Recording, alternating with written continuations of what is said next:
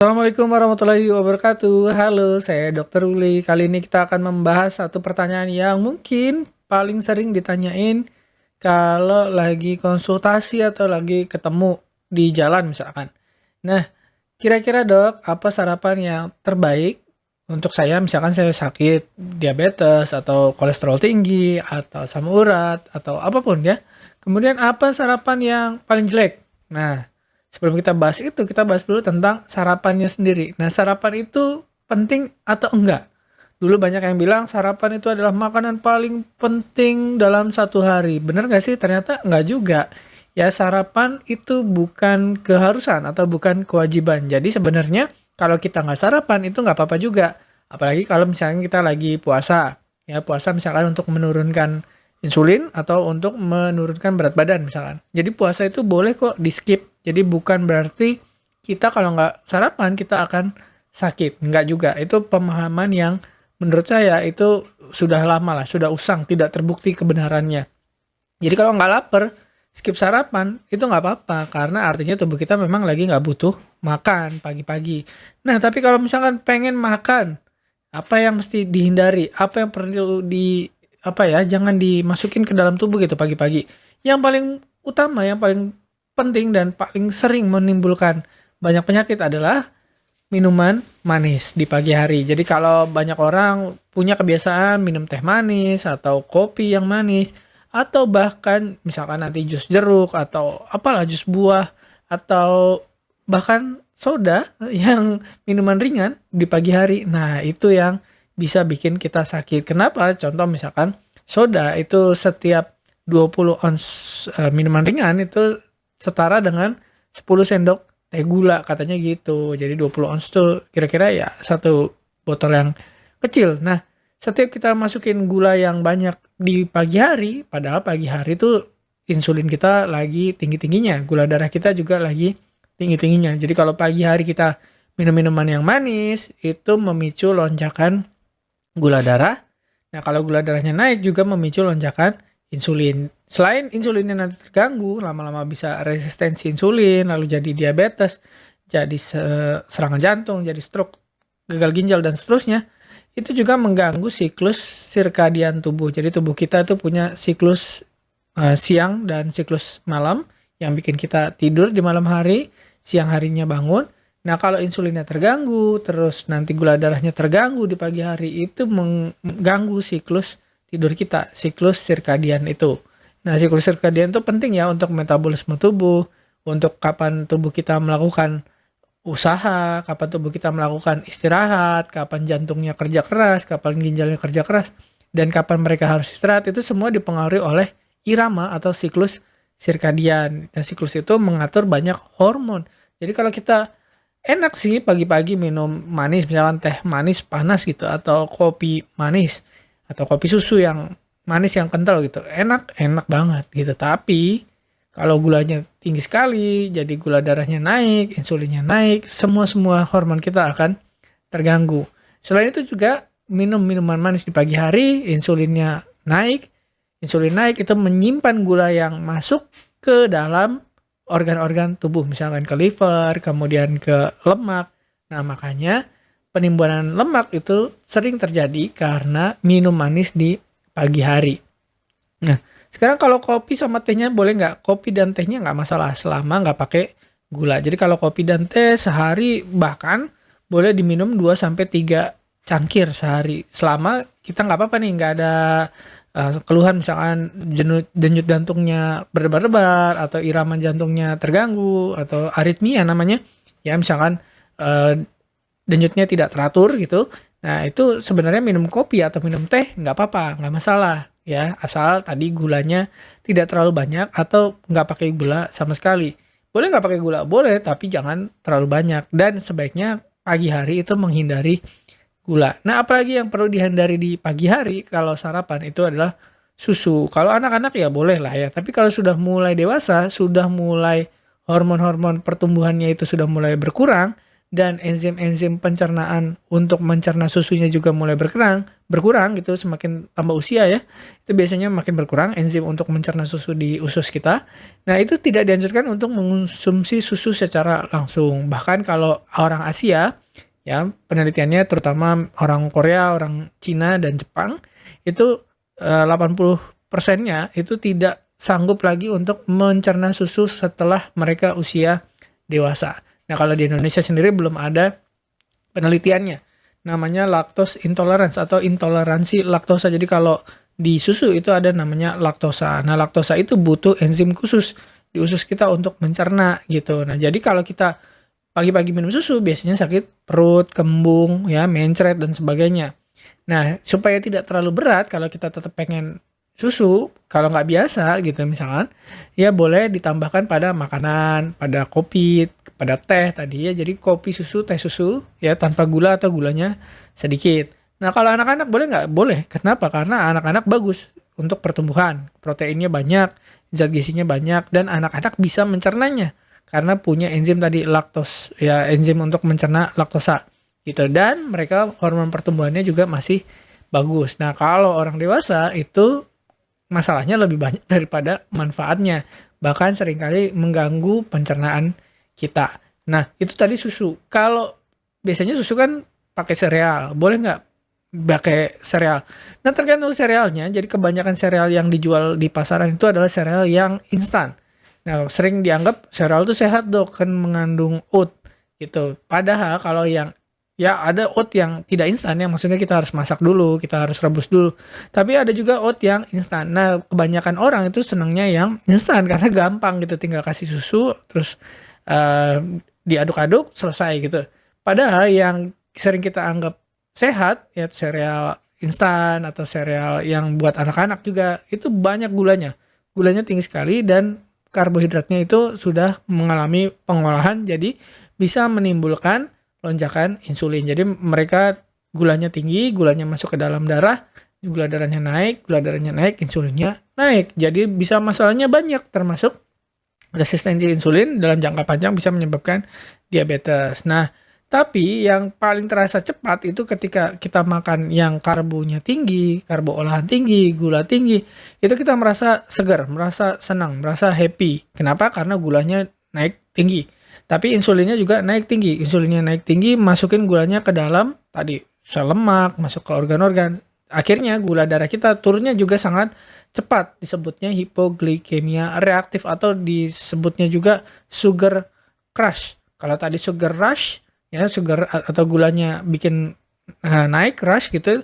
Nah, sekarang sugar crash jadi jatuh gitu, crash jatuh gitu. Gula darahnya turun setelah beberapa jam. Itu yang membuat kita jadi ngantuk, membuat habis makan ya ngantuk, terus membuat kita males, membuat kita lemas gitu.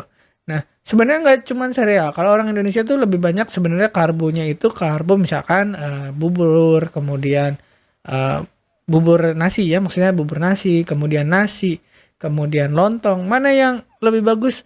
Tentu yang semakin dia tidak diolah itu semakin bagus. Ya bubur itu pengolahannya paling besar ya. Jadi terus teksturnya juga paling lembut. Makanya gula darah kalau kita makan bubur itu biasanya akan paling tinggi. Mirip kayak tadi sereal. Ketika udah diolah jadi gula darahnya makin tinggi, jatuhnya juga makin cepat. Makanya kita kalau makan bubur pagi-pagi kenyangnya cepet, tapi laparnya juga cepet. Ya jadi cepet lapar lagi dibandingin misalkan makan nasi atau makan lontong. Gitu. Itu kenapanya. Jadi sereal lebih parah lagi daripada bubur. Cepat turun naiknya itu sangat cepat sekali. Apalagi kalau yang instan. Instan itu biasanya seratnya sedikit, ya sebagian besar seratnya pun yang tidak larut. Nah, bubur juga sama. Bubur itu seratnya sedikit, ya, karena beda dengan nasi. Nasi itu masih lumayan lah ada seratnya. Bubur itu sudah hancur, jadi lebih cepat lagi meningkatkan gula darah, lebih cepat lagi meningkatkan insulin, lebih cepat lagi untuk turun, ya crash-nya. Nah, kenapa penting tadi serat? Serat itu penting karena satu, dia bagus untuk mikrobioma usus kita, meningkatkan pertumbuhan bakteri baik di usus. Yang kedua, mencegah supaya ususnya itu tetap bagus ya, tidak bocor, namanya leaky gut. Kapan-kapan kita akan bahas maksudnya apa sih usus bocor gitu. Usus kita tuh sebenarnya terdiri dari sel-sel yang bergandengan. Jadi gandengan tangannya antara sel-sel ini bisa longgar gitu. Kalau longgar itu nanti apa yang kita makan atau bakteri-bakteri yang kurang bagus itu bisa menyelusup di antara celah-celah di antara sel itu. Nah, orang makan serat itu tahu bagus untuk mikrobiom usus, menjaga ususnya tetap sehat, juga menjaga supaya gula darah tidak melonjak, menjaga supaya kolesterolnya juga tidak naik. Tapi kebanyakan orang makan seratnya itu sedikit. Kenapa? Karena memang tidak dibiasakan dari kecil. Jadi ketika kecil misalkan malas makan sayur itu tidak menjadi satu masalah kalau di negara kita ya. Maksudnya biasa aja. Apalagi orang kota, semakin kita lama di kota itu semakin jarang makan sayuran, beda dengan misalkan di pedesaan. Kalau di pedesaan jumlah konsumsi sayur orang Indonesia yang tinggal di pedesaan itu lebih tinggi daripada orang kota. Nah, kebanyakan orang Indonesia terutama yang di kota itu makan seratnya bahkan kebanyakan 10 sampai 15 gram per hari, tapi kebanyakan lagi justru lebih sedikit daripada itu. Kenapa? Karena ya susah nyari sayur di perkotaan ya. Padahal yang disarankan itu minimal 30 gram per hari. Dan kalau kita sudah punya masalah misalkan gula darah tinggi atau hipertensi atau mungkin kolesterolnya tinggi atau mungkin sudah mulai ada keluhan di saluran cerna misalkan buang air besarnya jadi jarang-jarang atau sering diare, sering kembung dan sebagainya, itu lebih besar lagi, bisa 50 gram sampai 100 gram per hari untuk sayurannya atau seratnya gitu. Nah, banyak juga yang nanya, "Dok, boleh nggak makan protein doang?" Boleh ya. Jadi sebenarnya sarapan sendiri juga tidak terlalu wajib. Jadi kalau mau digantiin, bolehlah tadi pilih seratnya yang cukup, yang banyak.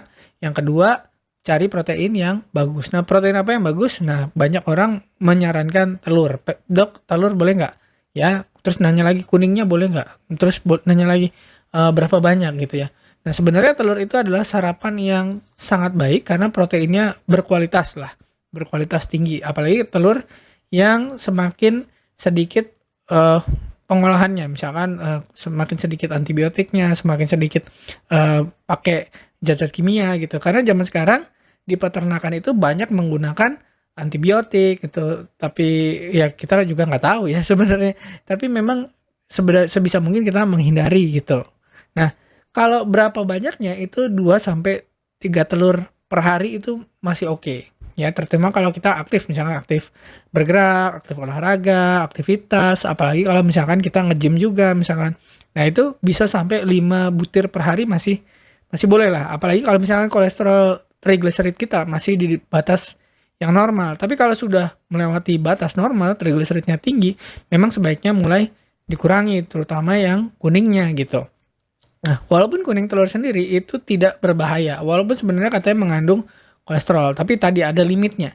Jadi kalau misalkan orang yang kolesterolnya bagus, normal, sebaiknya tidak lebih dari 5 butir per hari. Ya, disarankan 2 sampai 3 lah maksimal gitu sehari. Tapi kalau misalkan kita trigliseridnya udah tinggi, disarankan sehari ya tadi 1 2 oke, tapi seminggu sebaiknya tidak lebih dari 5 butir. Ya kenapa? Ya carilah protein yang lain. Ya kenapa? Karena ya tadi kolesterolnya lumayan tinggi, ada trigliseridnya, tapi tidak berbahaya sebenarnya kalau kita makannya tidak berlebihan.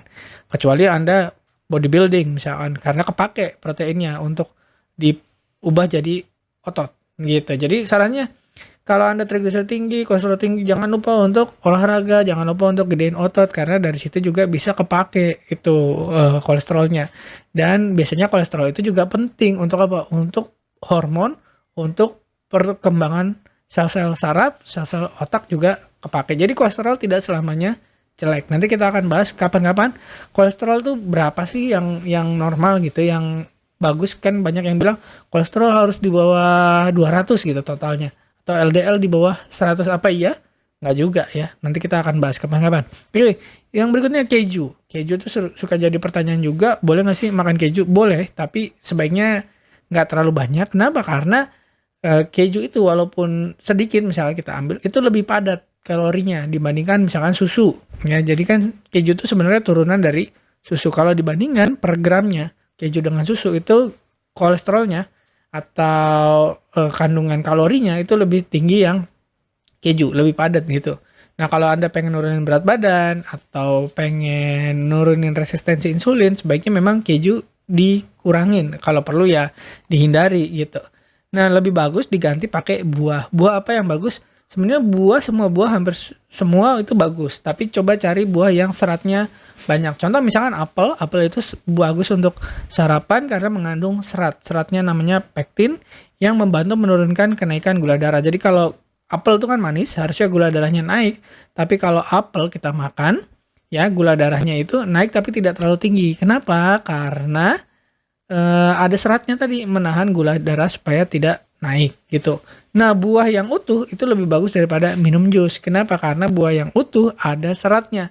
Ketika kita ubah buahnya jadi jus, seratnya itu kepotong-potong. Jadi seratnya tidak efektif menahan gula. Jadi gulanya masuk ke dalam darah, jadi gula darahnya naik. Tapi kalau buah utuh itu ada seratnya, gula dari buah itu akan ketahan oleh seratnya gitu. Jadi karena buah mengandung serat bisa mencegah peningkatan gula darah. Nah, kalau jus sebaiknya memang dihindari karena walaupun kayaknya sehat gitu ya minum jus buah gitu, tapi gulanya sangat tinggi. Selain itu juga karena seratnya sedikit jadi bisa menyebabkan gula darah kita naik dan insulinnya naik cepat. Nah, kalau gula darah tinggi, insulinnya naik tinggi, gulanya yang ada di darah disimpan ke dalam organ-organ tubuh, ke liver, ke perut, ke lengan, ke kaki, macam-macam, ke organ-organ dalam, akhirnya masuk mode penyimpanan. Disimpannya dalam bentuk apa? Dalam bentuk glikogen di liver. Nah, kalau glikogen yang nggak dipakai, di otot juga namanya glikogen, nggak dipakai, lama-lama glikogen juga diubah menjadi lemak, ya triglycerid sama LDL. Jadi kita makannya gula, kok yang naik kolesterolnya. Nah, itu yang sering terjadi. Nah, tadi kalau gulanya tinggi dalam waktu singkat, insulinnya naik, gulanya turun lagi dalam waktu singkat juga. Biasanya kalau habis seperti ini langsung lapar. Jadi kalau makan yang gula tinggi, yang meningkatkan gula darah dalam waktu singkat, itu biasanya turunnya cepat, jadi laparnya juga cepat gitu. Jadi nanti makannya malah lebih banyak. Pengen pagi-pagi pengen yang agak manis dikit tapi sehat. Boleh nggak? Boleh. Carilah misalnya yogurt. Yogurt yang plain, yang tanpa rasa buah, tanpa gula, macam-macam itu lebih bagus daripada misalkan yogurt, lebih bagus daripada jus atau lebih bagus daripada susu. Padahal yogurt itu kan sebenarnya turunan susu, tapi yogurt itu sudah terfermentasi. Jadi yang laktosa yang biasanya ada di susu itu sudah dipecah-pecah oleh enzim dari bakteri-bakteri yang ada di yogurt, jadinya lebih aman untuk usus kita. Selain itu juga dia mengandung banyak bakteri yang baik, namanya probiotik. Nah, bakteri baik ini akan berguna sekali untuk menjaga kesehatan usus kita dan bisa membantu kita untuk menjaga kesehatan jantung, otak ya. Sebelumnya kita pernah bahas bagaimana menjaga usus supaya menjaga jantung, menjaga otak, menjaga ginjal gitu. Nah, selain yogurt juga ada namanya kefir gitu. Nah, kalau buah sendiri gimana sih? Buah itu bagus ya, tapi jangan terlalu banyak. Misalkan jeruk oke, anggur oke, terutama yang manis banget. Kenapa? Karena di dalam buah itu ada namanya fruktosa. Ya, bahkan kalau orang lagi diet, sebaiknya tidak makan buah sama sekali gitu, lagi pengen nurunin berat badan. Ya karena fruktosa itu tidak bisa diproses langsung gitu. Dia langsung masuknya ke liver. Di liver itu dia diproses jadi cadangan gitu. Nah, kalau dia tidak dipakai, lama-lama akan numpuk di liver jadi fatty liver. Kita udah pernah bahas kalau liver kita berlemak, ya perlemakan hati, terus obesitas itu penyebabnya salah satunya adalah fruktosa. Nah, takutnya kalau perlemakan hati didiemin lama-lama jadi sirosis. Kalau sirosis atau jaringan parut gitu ya, jadi keras gitu. Nah, kalau didiemin lagi lama-lama bisa jadi hepatoma atau jadi gagal hati. Kita nggak pengen seperti itu. Nah, mulai banyak sekarang anak-anak yang mengalami perlemakan hati. Jadi kenapa? Karena banyak konsumsi fruktosa. Fruktosa selain dari buah juga dari minuman kemasan yang manis-manis gitu. Jadi fruktosa sebaiknya dibatasi, terutama minuman manis-manis. Kalau buah, anak-anak biasanya kurang banyak makan buah-buahan gitu ya, tapi lebih sering minum minuman manis yang dalam kemasan. Hati-hati, sekarang udah mulai banyak anak-anak yang fatty liver atau perlemakan hati. Jadi menjaga kesehatan usus itu bagus untuk mencegah penyakit peradangan kronis. Ya contohnya misalkan diabetes, penyakit jantung, artritis. nyeri-nyeri sendi gitu, dan gangguan mental ya. Kalau kita bakterinya di ususnya bagus ya, flora normalnya bagus, maka tubuhnya pasti akan sehat gitu. Jadi ususnya bagus, jantungnya biasanya bagus. Kenapa? Karena inflamasi atau peradangan kronis itu dimulai dari usus, terus bisa memicu penyumbatan pembuluh darah terutama di jantung, yang ujungnya bisa jadi penyakit jantung dan pembuluh darah. Jadi itu sarapan-sarapan yang disarankan ya, dan sarapan yang sebaiknya dihindari. Kalau nggak sarapan juga nggak apa-apa, bukan suatu kewajiban. Jadi sekarang kita sudah mulai terbuka, sudah mulai pinter, nanti tidak terlalu memaksakan diri harus sarapan setiap hari, nggak juga. Tapi kalaupun mau sarapan, pilihlah yang bagus-bagus gitu ya. Terima kasih sudah menyimak, semoga bermanfaat. Saya Dr. Uli, wassalamualaikum warahmatullahi wabarakatuh. Terima kasih telah menonton hingga selesai. Jangan lupa tulis pendapat Anda di kolom komentar. Saya Dr. Uli dan saya sangat senang bisa belajar dan berbagi dengan Anda. Salam hidup sehat dan mulia. Jangan lupa tekan tombol like, subscribe, lonceng notifikasi, dan ikuti media sosial kami sehingga Anda tidak akan melewatkan ilmu berguna lainnya dari kami. Sampai jumpa di video berikutnya.